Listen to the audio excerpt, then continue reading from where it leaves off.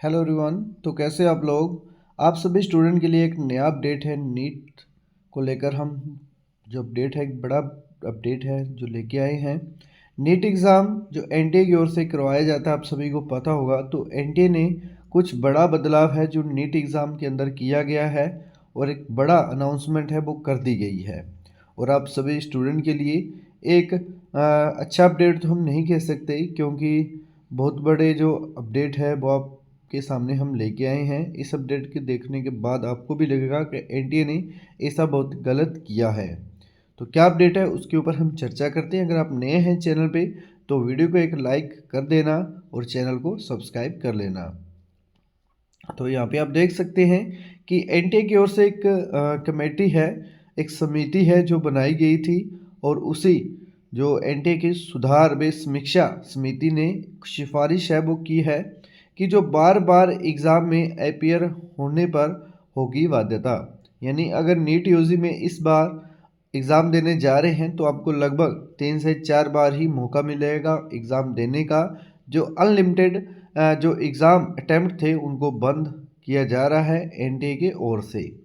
तो पूरी अपडेट क्या है, ये जोधपुर से अपडेट है, राजस्थान से अपडेट है कि Akhil Bharatiya pre medical test की तर्ज पर अब राष्ट्रीय पात्रता व प्रवेश परीक्षा स्नातक यानी कि यूजी एग्ज़ाम जो नीट का, इसमें बड़ा बदलाव होगा। वर्ष 2025 से स्टूडेंट के लिए लगातार एग्ज़ाम देने का विकल्प है वो हटाया जा रहा है।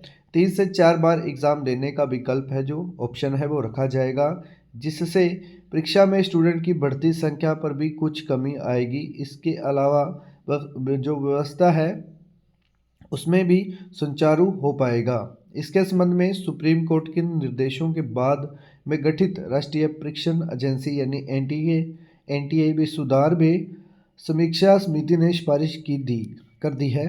फिलहाल सिफारिश पर मोहर तो नहीं लगी है। जो सिफारिश की गई है उसके ऊपर मोहर तो नहीं लगी है, पर सूत्रों की माने तो सिफारिश पर जल्द ही मोहर है वो लग जाएगी, यानी सील है उसको कर दिया जाएगा। और जो आपका नियम है वो रूल है वो लागू किया जाएगा। आयु सीमा निर्धारित करने का भी सुझाव, यानी जो एग्ज़ाम के अंदर मेडिकल एग्ज़ाम जो प्रवेश परीक्षा है इसमें पीएमटी की तर्ज पर जैसे समय सीमा है, पीएमटी के अंदर भी 3 बार ही परीक्षा दे सकते थे।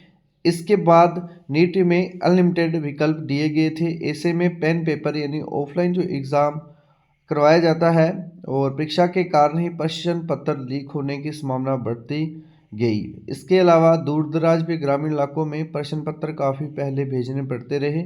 ऐसे में समिति ने एक बार फिर से स्टूडेंट को 3 से 4 अटैम्प्ट ही देने का विकल्प देकर सुझाव दिया है, जिससे स्टूडेंट गंभीरता भी बरतें सकेंगे और संख्या भी ज़्यादा नहीं बढ़ पाएगी। इसके साथ ही आयु सीमा है जो एज लिमिट है उसको भी निर्धारित किया जाएगा।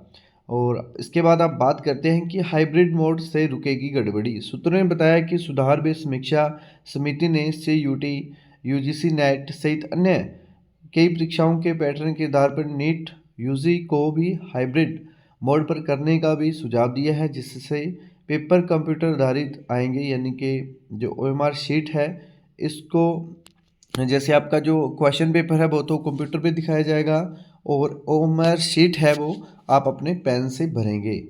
ऐसे में प्रश्न पत्र भेजने में परेशानी नहीं आएगी, साथ ही पेपर लीक की संभावना भी कम हो जाएगी। समिति में शामिल क्या था। सुप्रीम कोर्ट के निर्देश के अनुसार बनी उच्च स्तरीय कमेटी में एम्स दिल्ली के पूर्व निदेशक रणदीप गुलेरिया, केंद्रीय विश्वविद्यालय हैदराबाद के कुलपति विजय राव, आईआईटी दिल्ली के आदित्य मित्तल सहित कई सदस्यों को शामिल किया गया था। कमेटी ने 22 बैठकों में देश भर से मिले सुझाव के आधार पर रिपोर्ट को अंतिम रूप दिया है। हाल ही में नीट में लगातार विवाद छाए रहते थे, जिससे पेपर लीक से लेकर मेरिट के संबंध में कई तरह के मामले सामने आए थे। इसके बाद में सुप्रीम कोर्ट में मामला पहुंचने के बाद एनटीए ने सुधार व समीक्षा कमेटी का गठन किया था। समिति ने प्रारंभिक तौर पर रिपोर्ट को अंतिम रूप दे दिया है। तो कमेटी के द्वारा आपको मैं बता दूं कुल मिला के क्या चीज़ बोली गई है कि नीट यूजी एग्ज़ाम के अंदर एक तो जो आपने अटैम्प्ट लिमिट है इसको भी कम करें, 3 से 4 बार दें। और जो आपने जो एज लिमिट है अनलिमिटेड आपने कर रखी है कि एज कोई भी एज ग्रुप का एग्ज़ाम है वो इस एग्ज़ाम को दे सकता है। तो उन्होंने बोला है कि जो आपकी एज लिमिट है इसको लगभग 35 साल तक करने के बारे में बोला गया है, यानी 35 साल के बाद आप एग्ज़ाम नहीं दे सकते, ऐसा सुझाव है जो रखा गया है। अब ये सुझाव सही है या गलत है, आप भी अपनी कमेंट के अंदर अपनी राय है ज़रूर दें और वीडियो को लाइक शेयर ज़रूर कर दें। धन्यवाद।